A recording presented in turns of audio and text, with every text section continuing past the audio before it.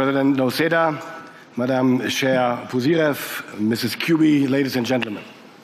Ich beginne auf Deutsch.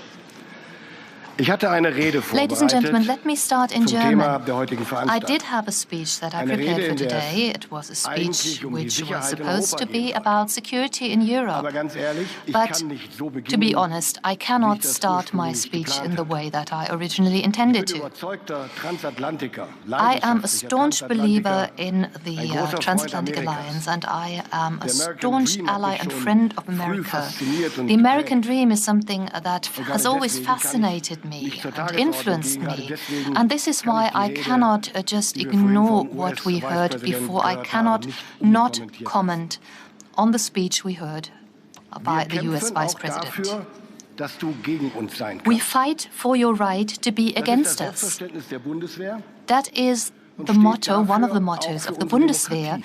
and it stands for Diese our Demokratie democracy. wurde vom US-Vizepräsidenten This für ganz democracy Europa that was vorhin just in Frage called gestellt. into question by the Er US spricht Vice von President, and not just the annihilation of German democracy. democracy, but Europe as a Und wenn whole. ich ihn richtig verstanden He habe, spoke of the vergleicht er annulment of Zustände in Teilen democracy, and if I Europas mit understood denen him im autoritären correctly, Regime. he compares Meine Damen und Herren, the condition das ist of nicht Europe with the akzeptabel. condition that prevails in some authoritarian regimes. Ladies and gentlemen, this is not acceptable.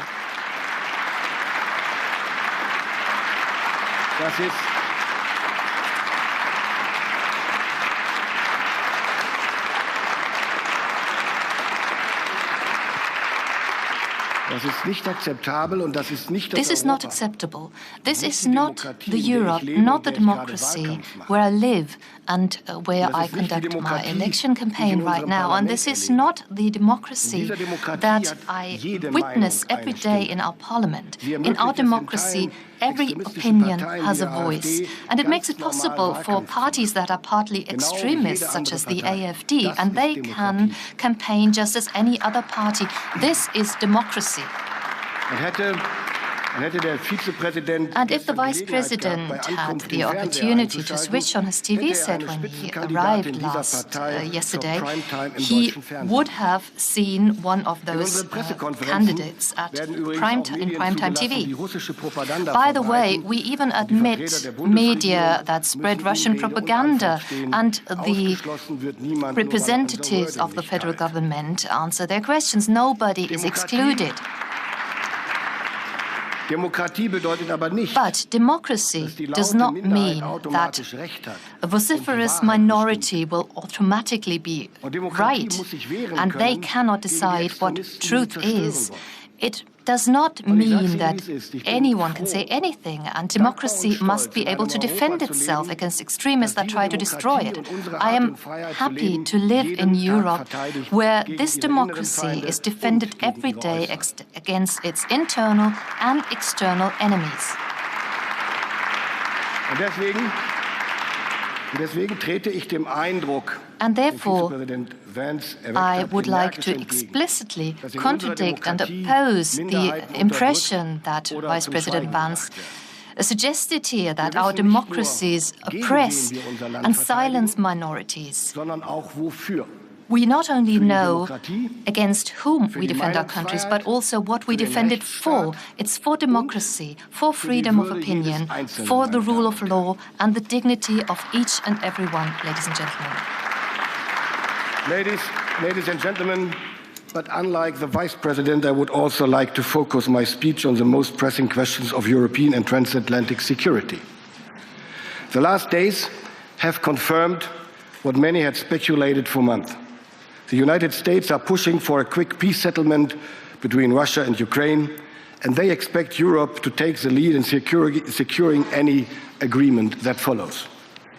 These negotiations can be a turning point for our continent and for transatlantic relations, a historic turning point that can go into very different directions.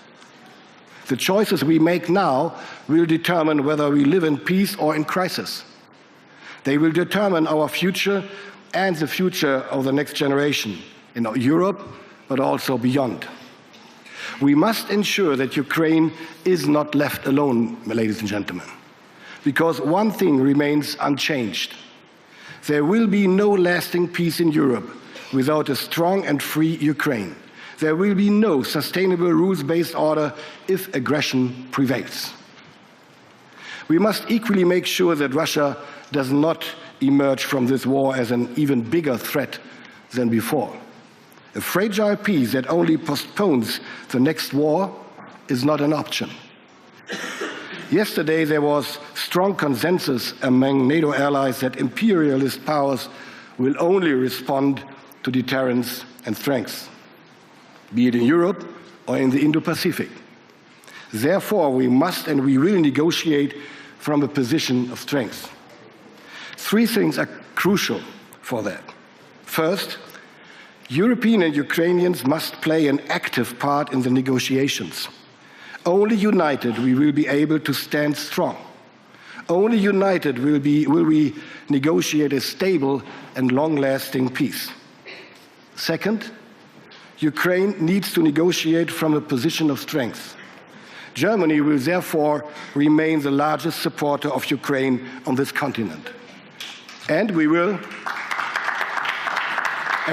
continue our engagement in the near future and beyond.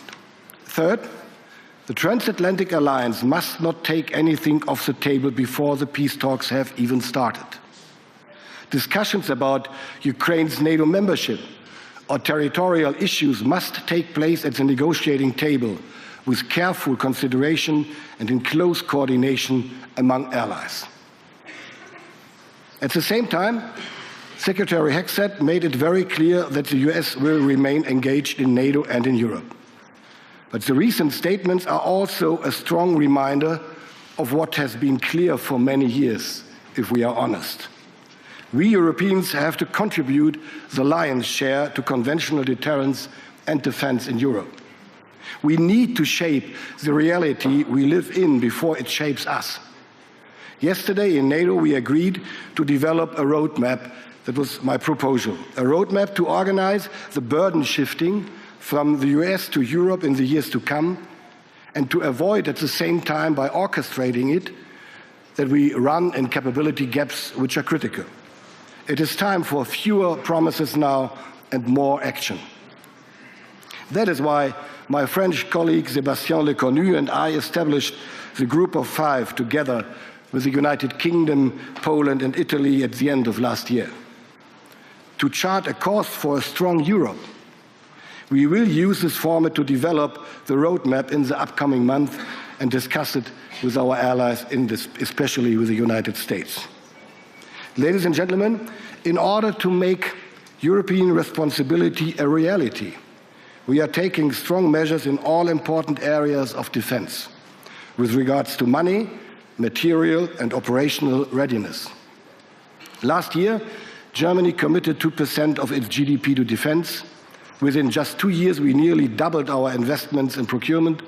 Other European nations have made similar successful efforts. Security guarantees the future for all of us and for the next generation. We have the responsibility to invest in the future. For Germany, that means further increasing our defense spending.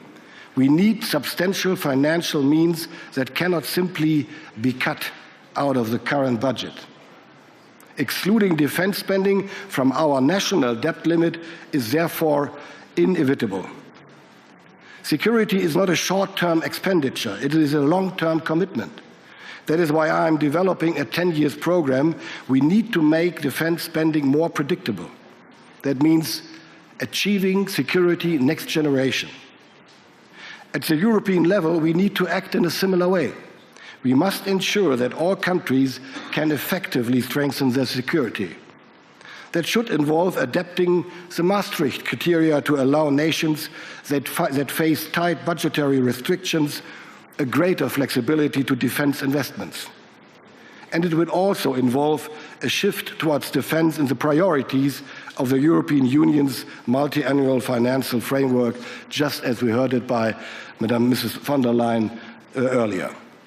More cash, that's the truth, must of course translate into more capabilities. It's not about money, it's about capabilities. Germany launched a defense industry strategy to create the right political, economic and regulatory framework to quickly make our defense industry more innovative, agile, and resilient.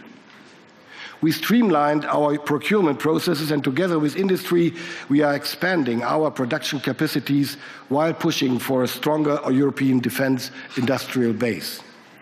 Because one thing is certain, Europe needs a strong, more sovereign defense industry. We cannot afford excessive dependencies.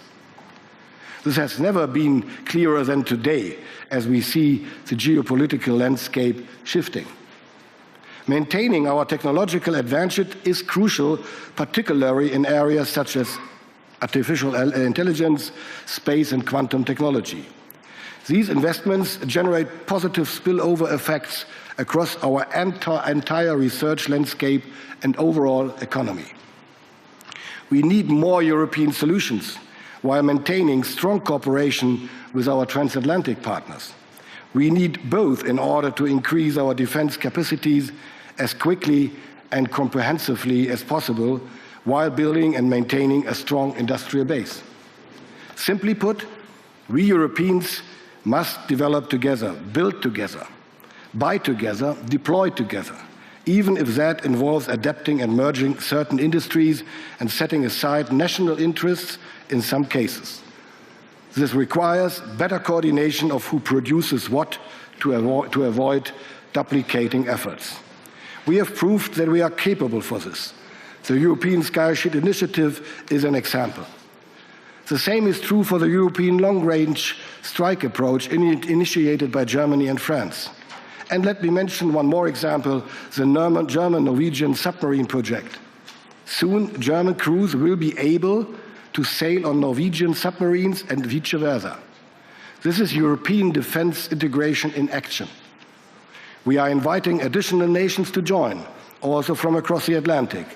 This will boost NATO's naval presence from the shores of the Baltic Sea across the Atlantic all the way to the Arctic, which the latter being more and more in the focus of NATO's adversaries. Projects like these are the future of procurement. They show what we can achieve when we act together and overcome national constraints. That brings me to operational readiness. After Russia's full-scale invasion of Ukraine, we have significantly scaled up our efforts to secure NATO's eastern flank. We increased our presence in the air, on land, and at sea. As of this year, 35,000 personnel stand prepared at the highest readiness levels to defend NATO's territory if needed. In Lithuania, we are moving from a rotational to a permanent presence. Together with our allies, we have as many as 1,400 boots on the ground today as part of the multinational battle group Lithuania. We are in the midst of preparing the permanent deployment of a full combat-ready brigade. We will have roughly 5,000 personnel permanently in Lithuania in the years to come. On this note, thank you very much, President Nausėda, for being such an exemplary partner in the historic endeavor.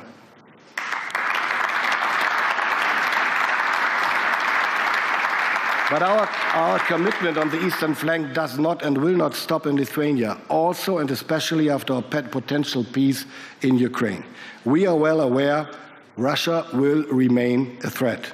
We are assuming more leadership responsibility in the multinational core, Northeast, to bolster deterrence and defense in the region. This is a true example of our shared commitment to security. Ladies and gentlemen, this week has a week of decision. Next week, it will be the German voters that will make a choice. A lot is at stake in this election. I trust that the German voters will send a strong message. Germany will remain a reliable ally. Germany will continue to work towards a stronger and more secure Europe. And Germany will continue to take on more responsibility and leadership in Europe. The challenges of the coming months and years will be enormous, but so is our ability to tackle them. As long as we stand together, as long as we remain committed to our security and our values of liberal democracy, I have